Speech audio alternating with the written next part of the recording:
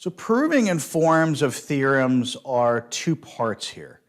Now, this is a general concept, and then I get into more specifics as we get into the different tools that we use for proof. So right now, this is a 10,000 foot view, whereas I'm going to get very, very specific here with the different types of proofs that we have. Many theorems actually have something that you and I know and love, and that's the quantifiers and our implications. So we're trying to prove one thing implies another. That's the overall form of that we're going to be using. Now, the funny part is that the quantifier actually is usually removed because there's some wording in it. Where's the quantifier? So notice in this example that we have that we will go over here using a couple of different techniques, the quantifier is not really in there.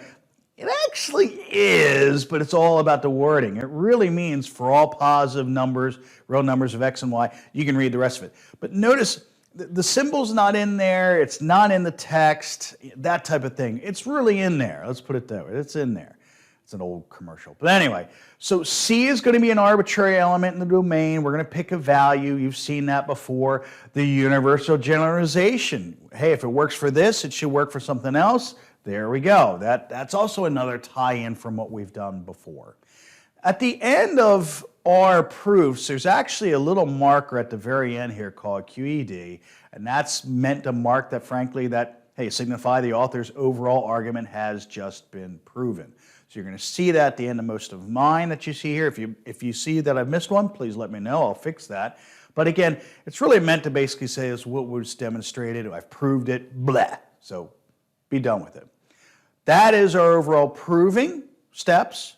Our form, again, is going to be showing that there really isn't a quantifier. The form is going to be in some type of question that you and I can easily read, that you and I are actually going to have to manipulate once in a while. And I'm not talking about the quantifier. I'm talking about the question itself so that it really actually finds and fits with the form that we want. That's what our next tasks are going to be.